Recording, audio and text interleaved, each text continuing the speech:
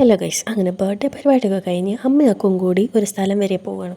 എൻ്റെ അനിയത്തിനെ വീട്ടിൽ വിളിക്കുന്ന പേരാണ് കേട്ടോ അക്കൂന്ന്. ഇവർ രണ്ടാളും കൂടി ഇനി രാത്രിയാവും വരാൻ വേണ്ടിയിട്ട്. അതുവരെ ഞാനും അമ്മമ്മയും അമ്മച്ചനും മാത്രം. അച്ഛനാണെങ്കിൽ ഇവരെ തൊട്ട് മുന്നേ പോയി. അക്കു വീട്ടിലില്ലാഞ്ഞാൽ തന്നെ എനിക്കെന്തോ ഭ്രാന്ത് പോലെയാണ്.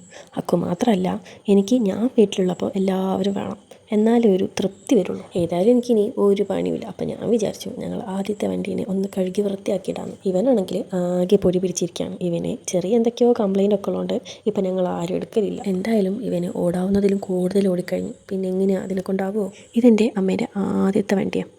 എൻ്റെ ചെറുപ്പത്തിൽ വാങ്ങിയതാണ്. ഞാനും കുറച്ച് കൊണ്ട് നടന്നിട്ടുണ്ട്. അമ്മ എപ്പോഴും പറയും ഇവൻ ഇതുവരെ കൊണ്ട് തള്ളിയിട്ടില്ല എന്ന്. പക്ഷേ ഒരു വട്ടം അമ്മയ്ക്ക് നല്ലൊരു ആക്സിഡൻറ്റ് പറ്റിയിട്ടുണ്ട്. പക്ഷേ ഇത് അമ്മേൻ്റെ അടുത്തുള്ള തെറ്റല്ല, ഒരു കുഞ്ഞുകുട്ടി വട്ടം ചാടി. എന്തൊക്കെ പറഞ്ഞാലും ഇവനെ കാണാൻ ഒരു എടുപ്പ് തന്നെയാണ്. വണ്ടി കഴുകിയ ശേഷം ഞാൻ ഇല്ലത്തുനിന്ന് കിട്ടിയ കുറച്ച് ചന്ദനം എടുത്ത് തൊട്ട് കൊടുത്തു. പിന്നെ 2 പൂവും കൂടി വെച്ചെടുത്തു. എനിക്കിനി ഇവനിങ്ങനെ തൊട്ട് കൊടുക്കാനൊന്നും പറ്റില്ലല്ലോ.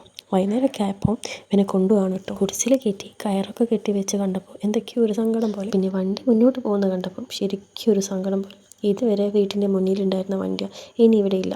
ശരിക്കും ജീവനുള്ള ഒരാളെ കൊണ്ടുപോകുന്ന ഒരു ഫീൽ. പിന്നെ ഒരു കാര്യം വിചാരിച്ചപ്പം ഇങ്ങനെ എടുക്കാതെ വെച്ചിരിക്കുന്നത് നല്ലത്, ആരെങ്കിലും ഓടിക്കുന്നതല്ലേ. പിന്നെ ഞങ്ങൾ കുടുംബത്തിലേക്ക് തന്നെ പോകുന്നുണ്ട്. അവിടെ പോകുമ്പോൾ കാണുകയും ചെയ്യും. ഇങ്ങനെയൊക്കെ ഞാൻ പറയുന്നുണ്ടെങ്കിലും വീട്ടിലെല്ലാവർക്കും എന്തൊക്കെയോ ഒരു സങ്കടം പോലെ ഉണ്ട്.